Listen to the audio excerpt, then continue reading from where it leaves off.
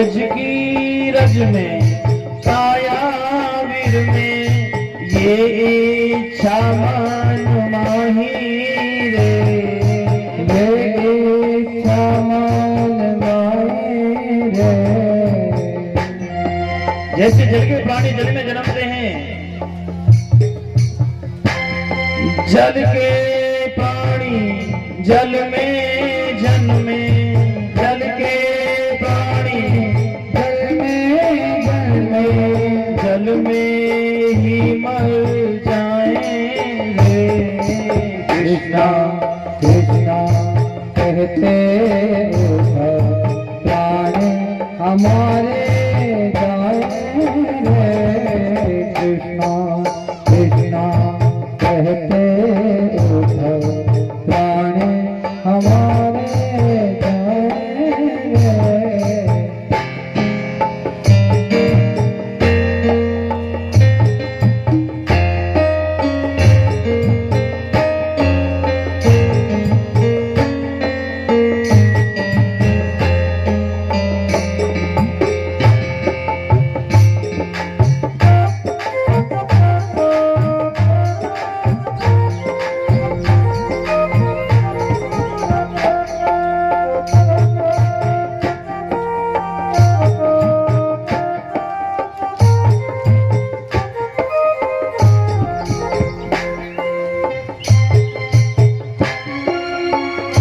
ब्रजवासी कहते ना तो हमें स्वर्ग चाहिए, ना तुम्हारा वैकुंठ चाहिए, ना हमें ब्रह्मलोक चाहिए, हमें किसी की इच्छा नहीं है।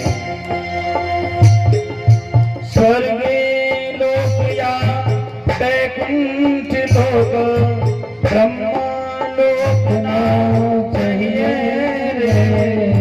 स्वर्गे लोक या वैकुंठ लोक या ब्रह्मलोक ना चाहिए रे।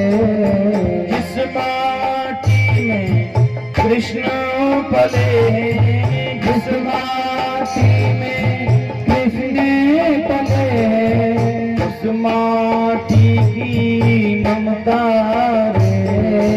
कृष्णा कृष्णा कहते प्राण हमारे जाए रे।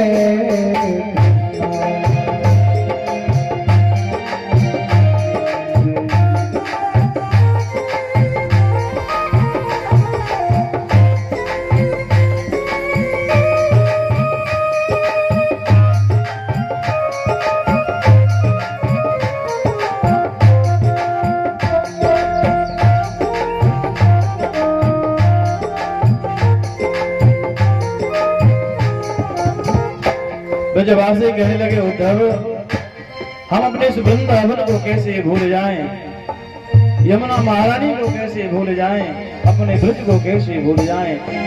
भले ही हम द्वारका में रहेंगे, पर रह रह करके हमें इस ब्रज की याद आएगी, हम इसे भुला नहीं पाएंगे। राधे संग में वृंदावन में रास रचोगी गिरधारी।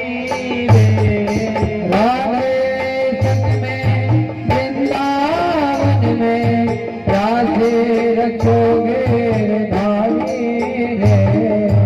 कालिंदी के पावन तट पे, कालिंदी के पावन तट पे, यमुना जी के पावन तट पे, यमुना जी के पावन तट पे, कोमल भयो अब पागल। कृष्णा कृष्णा कहते प्राण हमारे जाए रे। कृष्णा कृष्णा कहते प्राण हमारे जाए रे। प्राण हमारे जाए रे। प्राण हमारे जाए रे। बोलिए भक्तवत्सल भगवान की जय। ब्रजवासी कहते हैं उद्धव, हमें तो ब्रज ही प्यारा लगता है, हमें ब्रज छोड़ करके कहीं नहीं जाना है। सुखदेव भगवान से राजा परीक्षित ने प्रश्न किया, गुरुदेव मैं सुनना चाहता हूं कि हमारे दादा दादी का विवाह कैसे हुआ था, अर्जुन और सुभद्रा का विवाह कैसे हुआ था। सुखदेव भगवान ऐसे कहने लगे, राजन अरे अंत समय में भी तुम अपने दादा दादी के विवाह की कथा सुनना चाहते हो तो सुनिए कि तुम्हारी दादी का नाम था सुभद्रा। दाऊ भैया चाहते थे कि सुभद्रा का विवाह दुर्योधन के साथ में हो, परंतु द्वारकाधीश चाहते थे कि सुभद्रा का विवाह अर्जुन के साथ में हो। पर बड़े भैया जी हैं, उनके सामने कैसे कहें, शर्म आते थे। पर द्वारकाधीश ने लीला रचानी शुरू कर दी।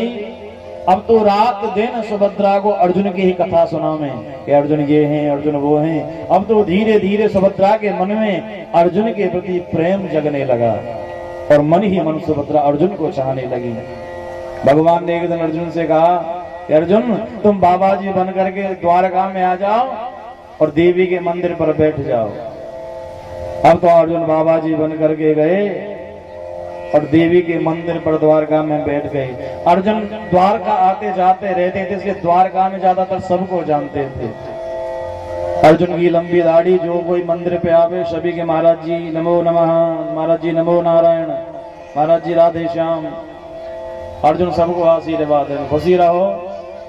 बोले महाराज जी बिल्कुल सही पहचाने, मेरा यही नाम है, तुम फलाने नंबर की गली में फलाने नंबर के मकान में रहते। बोले बस महाराज जी सही पकड़े हो, तुम्हारे इतने बच्चे हैं।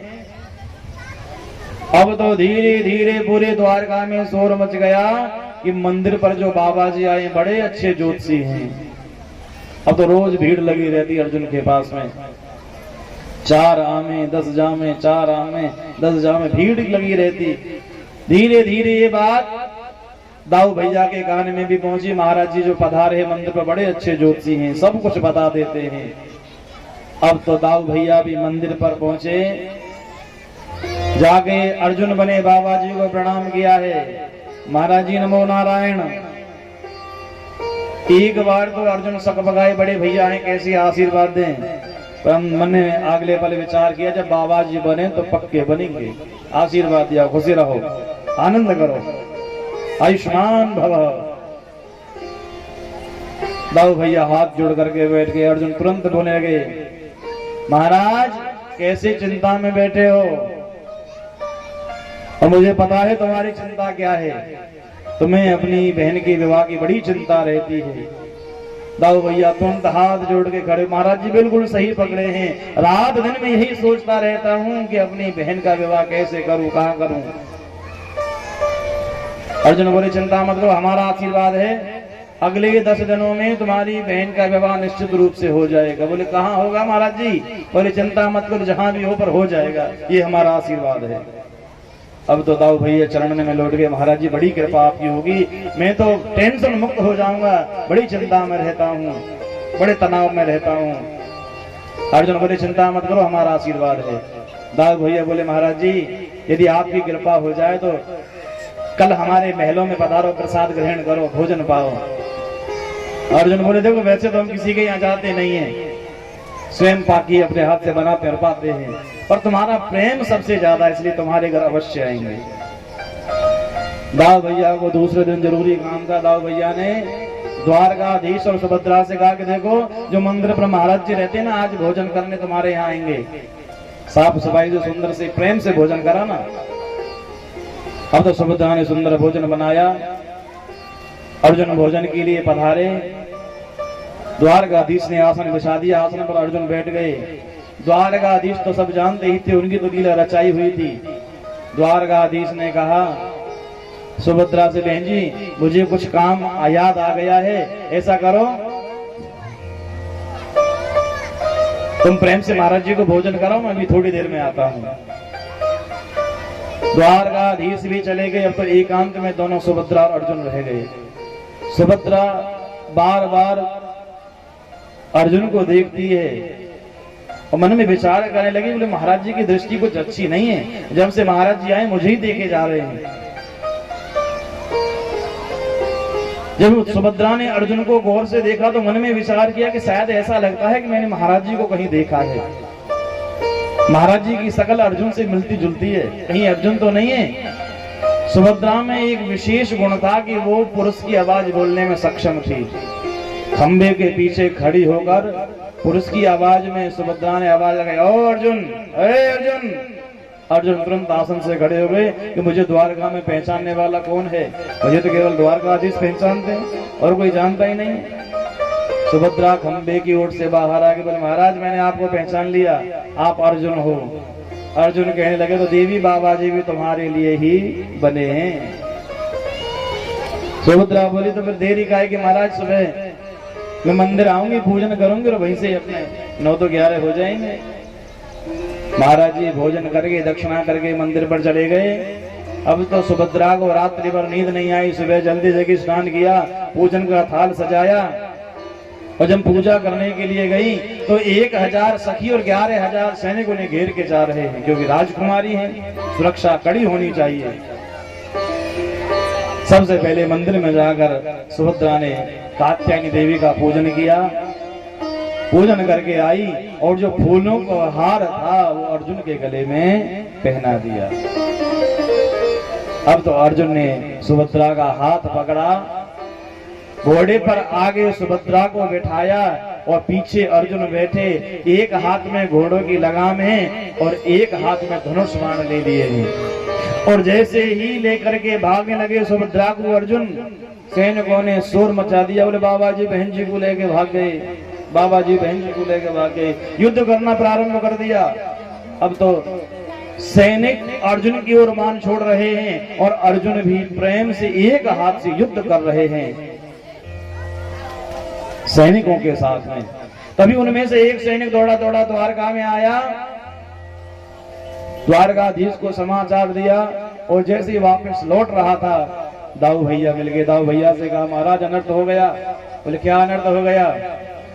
सैनिक धीरे से बोला, देखो जो मंदिर पर बाबा जी रहते थे ना, वो बाबा जी बहन जी को लेके भाग गए।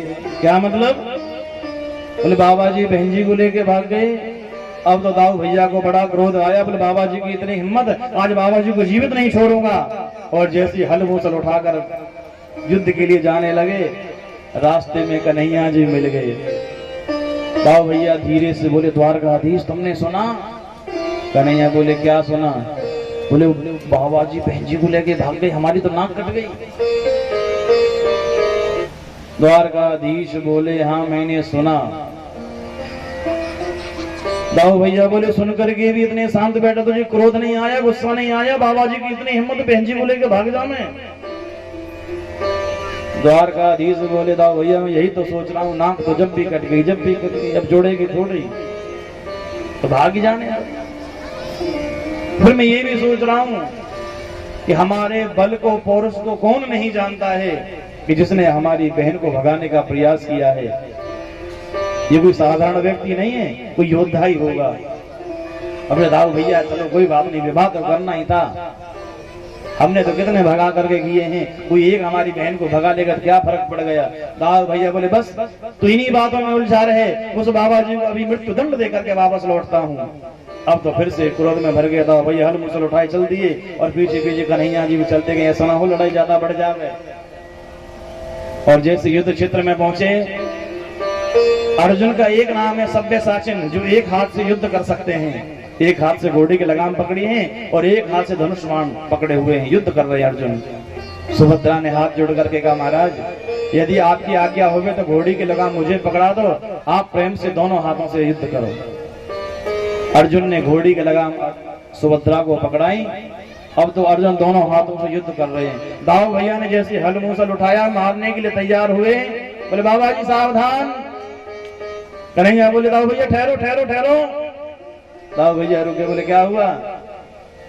कन्हैया बोले, दाऊ भैया आप क्या कह रहे थे कि बाबा जी बहन जी को लेके भाग गए, पर मैं तो कुछ और देख रहा हूँ। मैं देख रहा हूँ कि बहन जी बाबा जी लेके भाग रही है। आप देखो घोड़े की लगाम बहन जी के हाथ में है। कन्हैया बोले, दाऊ भैया मैंने पहचान लिया बाबा जी कौन है। दाऊ भैया बोले कौन है? बोले मुझे लगता है ये शायद अर्जुन है। दाऊ भैया बोले तो कन्हैया यदि ये अर्जुन है तो ये लीला भी सारी तेरी रचाई हुई है, बुलाओ इनको। कन्हैया ने हरी झंडी दिखाई, वापस आ जाओ। दाऊ भैया का क्रोध शांत हो गया है। सुभद्रा अर्जुन वापस आए। दाऊ भैया ने प्रणाम किया, महाराज जी नमो नारायण।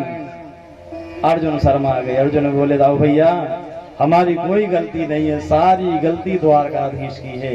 अरे हम तो इनके हाथ की कठपुतली हैं, जैसे ये नचाते हैं वैसे हमें नाचना पड़ता है।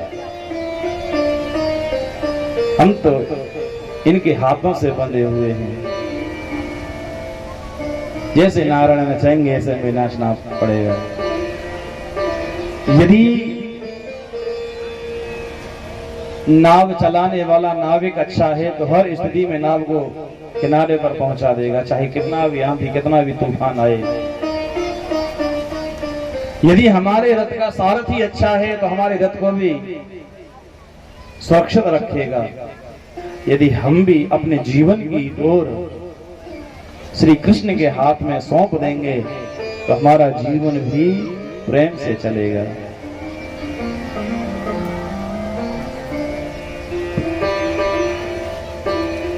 एक बार भृगु जी महाराज तीनों देवों की परीक्षा करने के लिए गए कि तीनों देवों में कौन बड़ा है।